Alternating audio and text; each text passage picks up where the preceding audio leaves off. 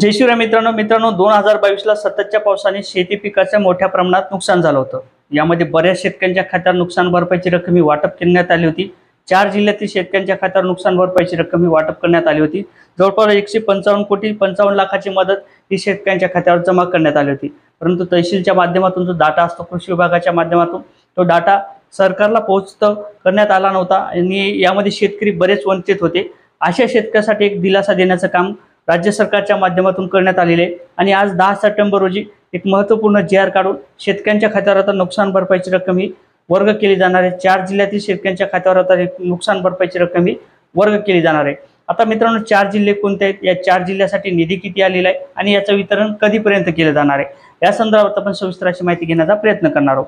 मित्रांनो, मी गणेश ठाकरे, कृषी 712 या यूट्यूब चॅनलवरती आपलं स्वागत आहे। मित्रांनो, असेच नवीन अपडेट घेण्याकरता आपल्या चॅनलचे सभासद मिळवण्याकरता नक्कीच आपल्या चॅनलला जॉइन व्हा, जेणेकरून आपल्याला नवीन व्हिडिओच्या माध्यमातून नवीन व्हिडिओची अपडेट ही मिळत राहतील। तर मित्रांनो, चला सुरू करूया आजचा आपला व्हिडिओ।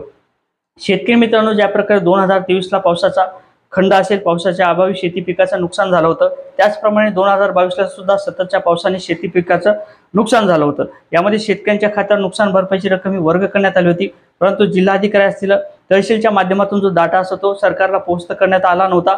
त्या कारणाने बरेच शेतकरी यामध्ये वंचित होते।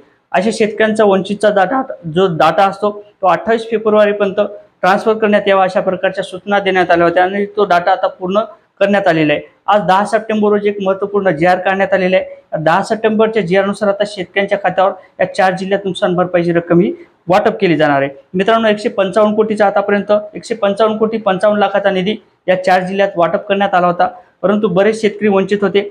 या शेतकऱ्यांचा परत एकदा नवीन डाटा किंवा नवीन मागणी करण्यात आली होती, म्हणजे रक्कम ही जास्तची मागणी करण्यात आली होती। या रक्कमेला आता मंजुरी देण्यात आलेली, रक्कम ही मंजूर करण्यात आलेली आणि 10 सप्टेंबरच्या जी.आर. नुसार आता शेतकऱ्यांच्या खात्यावर ही रक्कम वर्ग करण्यात येणार आहे। शेतकऱ्यांच्या खात्यावर पैसे जमा करण्यात येणार आहे। मित्रांनो, अहमदनगर जिल्हा जवळपास 55 कोटी 57 लाखाची मदत ही जाहीर करण्यात आलेली आहे आणि याचं वाटप सुद्धा आता केलं जाणार आहे।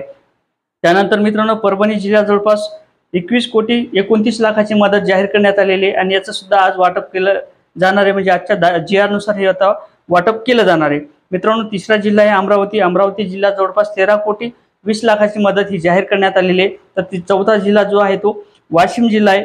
वाशिम जिल्ह्यात 2022च्या सततच्या पावसाचं अनुदान 29,12,000चा निधी मंजूर करण्यात आलेला आहे, जो वाढीव स्वरूपाची रक्कम होती ती मंजूर करण्यात आलेली आहे। जवळपास या 4 जिल्ह्यासाठी जो निधी आहे तो 61 कोटी 16,32,000चा निधी मंजूर करण्यात आलेला आहे। मित्रांनो, परत एकदा सांगतो, 61 कोटी 16,32,000चा निधी या 4 जिल्ह्यासाठी मंजूर करण्यात आलेला आहे। सततच्या पावसाचं अनुदान हे वाटप केलं जाणार आहे। मित्रांनो, अशा प्रकारे या 4 जिल्ह्यातील शेतकऱ्यांच्या खात्यावर आता 2022च्या नुकसान भरपाईची रक्कम ही वर्ग केली जाणार आहे। शेतकऱ्यांच्या खात्यावर पैसे जमा केले जाणार आहे।